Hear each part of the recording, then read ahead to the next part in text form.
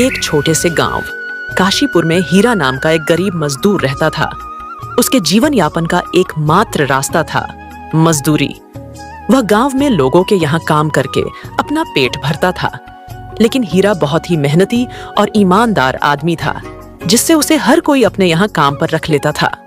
लेकिन इस बार गांव में बारिश की एक बूंद तक जमीन पर नहीं गिरी थी। पूरे गांव में अकाल की परिस्थिति आ पड़ी थी। क्या करूं मैं इस पापी पेट के लिए? कहीं भी काम नहीं मिल रहा। गांव में तो सब जगह अकाल की परिस्थिति आ गई है। लगता नहीं कि अब इस गांव में ज्यादा दिन रुकना उचित होगा। अब तो काम के लिए बाहर गांव तो जाना ही पड़ेगा।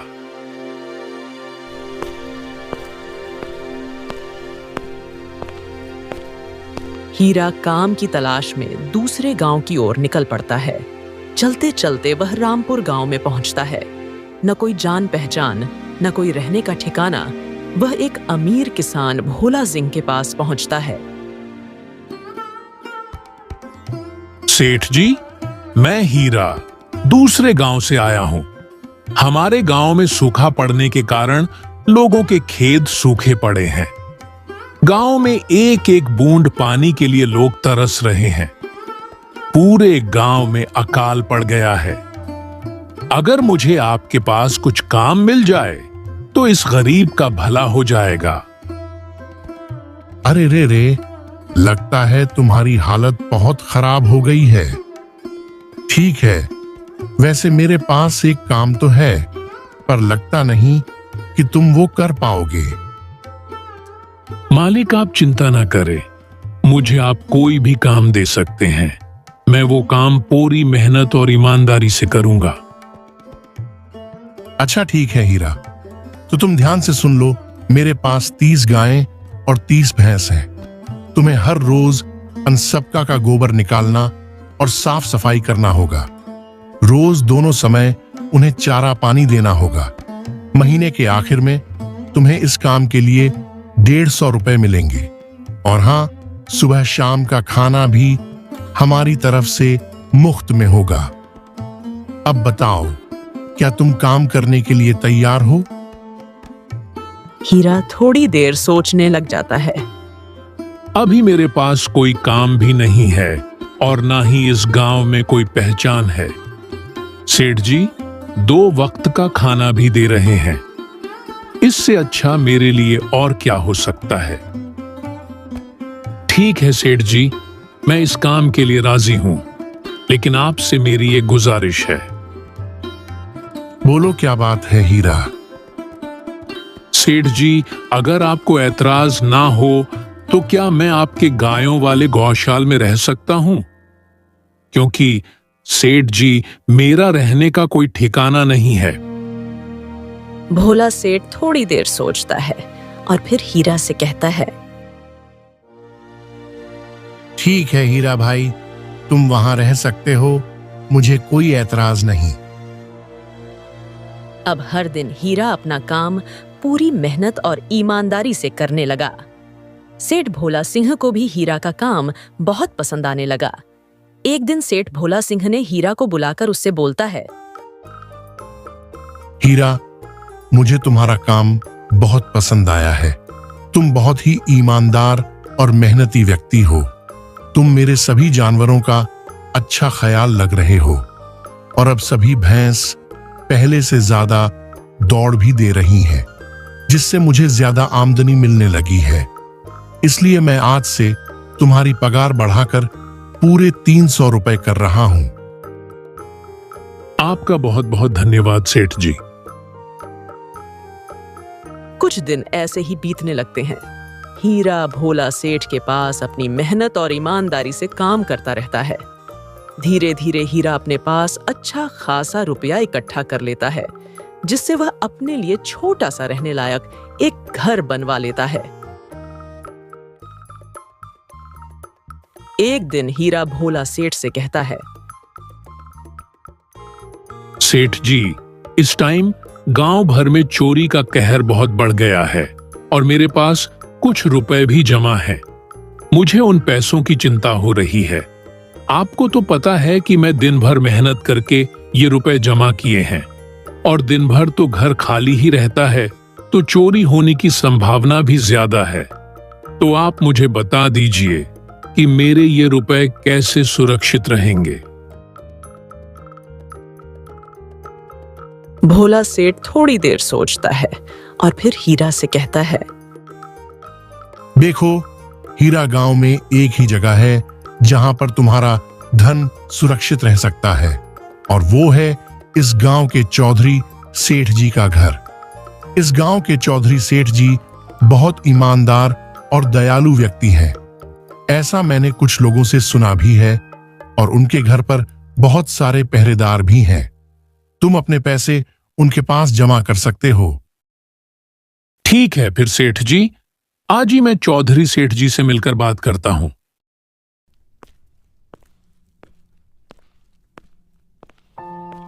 फिर हीरा वहां से निकलकर सीधा चौधरी सेठ के घर उनसे बात करने के लिए निकल जाता है।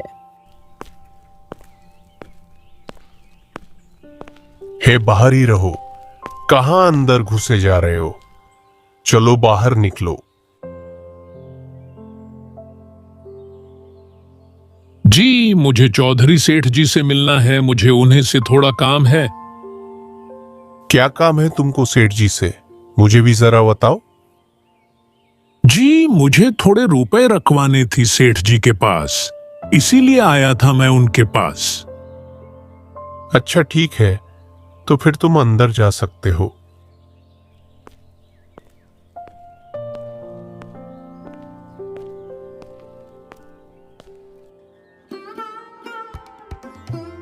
प्रणाम सेठ जी, मैं हीरा सेठ भोला सिंह के यहाँ मजदूरी करता हूँ। 1 साल पहले ही मैं दूसरे गांव से यहाँ आया हूँ। अच्छा हीरा, बोलो तुम्हारा क्या काम है मेरे पास? सेठ जी, मैं 1 साल से भोला सेठ के पास मजदूरी कर रहा हूँ, और मैंने अपनी पगार से कुछ रुपए बचाकर जमा किए हैं। लेकिन सेठ जी, बात यह है कि गांव में चोरी की समस्या बहुत बढ़ गई है, तो मुझे अपने रुपए घर में रखने से डर लग रहा है।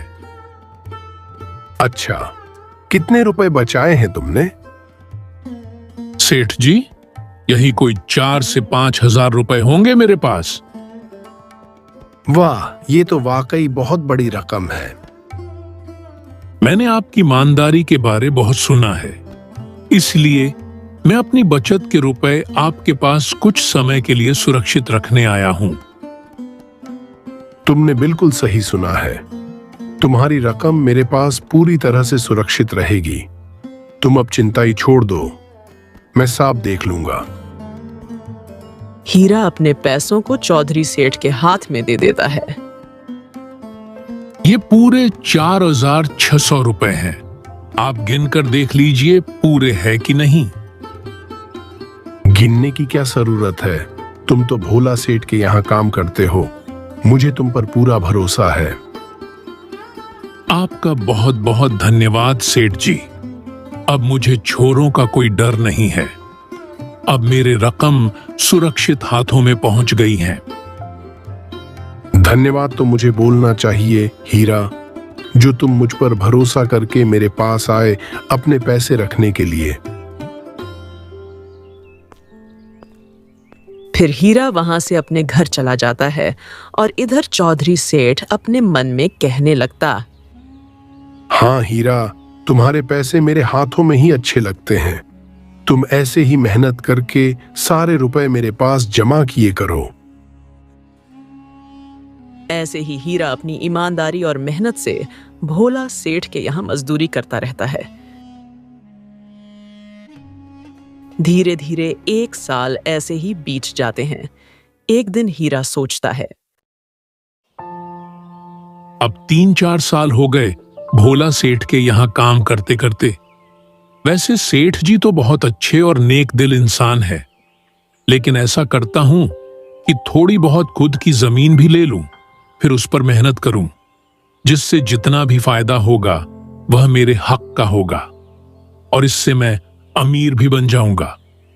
अब मेरे पास जो कुछ थोड़े बहुत पैसे हैं और जो चौधरी सेठ के पास हैं, उन सब को मिलाकर थोड़ी जमीन खरीद लेता हूं। अभी चौधरी सेठ से मिलकर उनसे अपने रुपए मांगता हूं।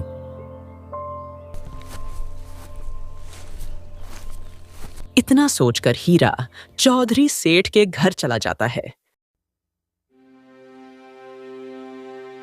सेठ जी नमस्ते, मैं अपने जमा किए हुए रुपए वापस लेने आया हूं, जो आपके पास मैंने 4,600 रुपए दिए थे संभालने के लिए। अरे भाई, मैं पहचाना नहीं पाया आपको। वैसे कौन हो आप? अरे सेठ जी, मैं हीरा हूं। मैं सेठ भोला के यहां काम करता हूं और 1 साल पहले मैंने आपको अपनी रकम संभालने के लिए दिए थे। याद आया कुछ? मेरे पास तो बहुत सारे लोग आते जाते हैं अपने पैसे रखने के लिए और सभी से मेरा अच्छा व्यवहार भी है। वैसे आपके पास कोई लिखा पढ़ी है क्या? क्योंकि मेरे पास जो व्यक्ति अपने पैसे रखने आता है उससे एक कागज पर ही लिखवा लेता हूं किसके कितने पैसे मेरे पास रखे हैं। सबका हिसाब रहता है मेरे पास। मालिक, ये आप कैसे बात कर रहे हैं? आपके ईमानदारी के चर्चे सुनकर ही मैंने आपको पैसे दिए थे संभालने के लिए। कृपया करके मेरे पैसे मुझे वापस कर दीजिए। हाँ हीरा, मैं ईमानदारी से ही काम करता हूं, तभी तो तुमसे मैं सबूत मांग रहा हूं। तुम्हें पता होना चाहिए, जब तुम किसी से पैसों का लेन देन करो तो एक स्टाम्प पेपर पर लिख कर देना पड़ता है। नहीं मालिक, मुझे ये सब नहीं पता।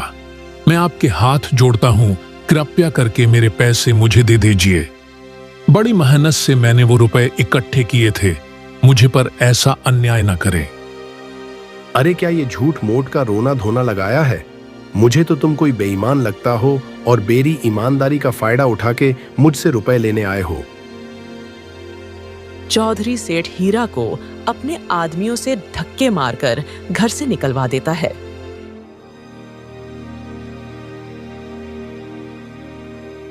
हे ऊपर वाले, मैंने कितनी मेहनत से वो पैसे जमा किए थे, अब मैं क्या करूं? मुझे नहीं पता था कि ये सेठ इतना बेईमान है। हीरा इस सदमे के कारण बहुत बीमार पड़ जाता है और 2 दिन तक भोला सेठ के घर काम के लिए नहीं जा पाता है। इसलिए अगले दिन ही भोला सेठ हीरा के घर आ जाते हैं। वह देखते हैं कि हीरा खाट पर लेटा है और वह बड़ा ही चिंता में है। अरे हीरा, तुम 2 दिन से काम पर नहीं आए। तबीयत तो ठीक है ना तुम्हारी? कोई दिक्कत है क्या? मालिक, क्या बताऊं मैं आपको। वो जो चौधरी सेठ है ना, जिसके पास पिछले साल मैंने अपने रुपए संभालने को रखे थे, वो आज मुझे मेरे पैसे वापस नहीं देना चाहता है। मालिक, वो बहुत बेईमान इंसान है। वो लोगों का पैसा हजम कर जाता है और जब मैंने उससे अपने रुपए मांगे तो उसने मुझे वहां से धक्के मारकर निकाल दिया।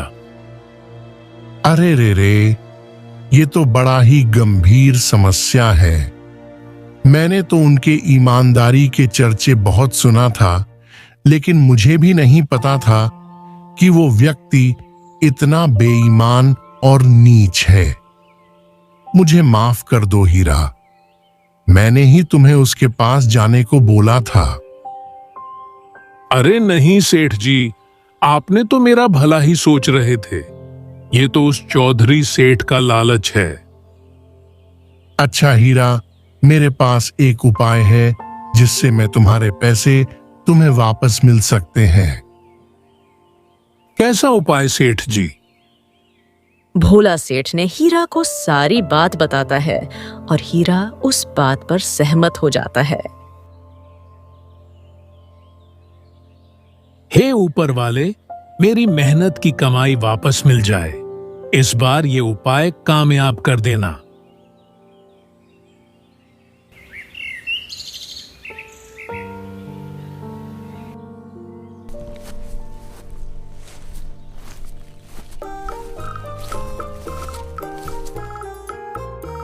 अगले दिन भोला सेठ पैसों से भरा एक सूटकेस लेकर खुद चौधरी सेठ के घर जाता है। अरे भोला सेठ जी, आज आप खुद यहाँ। मैं तो धन्य हो गया जो आप जैसे धनी के चरण मेरे घर पड़े। बोलो भाई, कैसे आना हुआ? मैं कुछ महीनों के लिए व्यापार करने बाहर जा रहा हूं, तो मैं ये लगभग 1 लाख रुपए लाया हूं रखने के लिए। क्या आप मेरे सारे पैसे अपने पास संभाल कर रख सकते हैं? क्योंकि आप ही विश्वसनीय व्यक्ति हो इस पूरे गांव में। अरे भोला सेठ जी, ये भी कोई पूछने की बात है? मैं हूं तो किस बात की चिंता। मेरे पास आपके पैसे बिल्कुल सुरक्षित रहेंगे। आप निश्चित होकर बाहर जा सकते हैं। चौधरी सेठ भोला सिंह को अपनी बातों में बहला लेता है और मन में ही सोचने लगता है, इस बार तो भारी माल हाथ लगा है, बार बार ऐसा मौका नहीं मिलता। चौधरी सेठ इतना सोच ही रहा था कि तभी वहां पर हीरा आ जाता है। आओ आओ हीरा भाई, मैं तुम्हारे पास ही आने वाला था। मुझे माफ करना हीरा, मैं उस दिन तुम्हें पहचान नहीं पाया। इतने सारे लोग मेरे पास आते हैं तो ध्यान इधर उधर भटक जाता है, लेकिन मैं अपनी बातों का बड़ा पक्का हूं। फिर चौधरी सेठ ने दिखावे के लिए हीरा को उसके पूरे पैसे भोला सेठ के सामने दे दिए और हीरा बिना कुछ बोलिए वहां से चला जाता है। ये सब देख भोला सेठ ने बोला, अरे वाह, क्या बात है चौधरी जी, आप तो अपने जुबान के बहुत पक्के हैं। फिर तो मैं भी अपने सारे पैसे आपके पास सुरक्षित रख सकता हूं। भोला सेठ इतना बोल ही रहा था कि तभी वहां भोला सेठ का एक आदमी आ जाता है। सेठ जी, अब आपको बाहर जाने की कोई जरूरत नहीं है। अभी अभी व्यापारियों का संदेश आया है और उन्होंने कहा कि वो खुद यहां आ रहे हैं। चौधरी जी, अब मुझे नहीं लगता कि ये पैसे यहां रखने का कोई जरूरत होगा। चलो अब मैं चलता हूं। आपका बहुत बहुत धन्यवाद। इतना कहकर भोला सेठ वहां से अपने पैसे लेकर घर चले जाते हैं। धत्थेरी की, ये क्या हो गया? हीरा के 4600 रुपए हड़प लिए थे, वो भी चले गए और 1 लाख ये भी चले गए।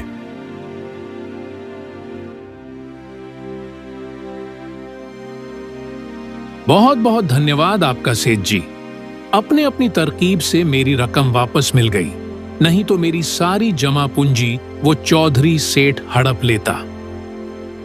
हीरा, एक बात को ध्यान रखो, जो व्यक्ति मेहनत और ईमानदारी से कमाता है, भगवान उसके साथ कभी अन्याय नहीं होने देते, और जो लोभ और बेईमानी से कमाता है, उसका कभी कुछ बनने नहीं देते।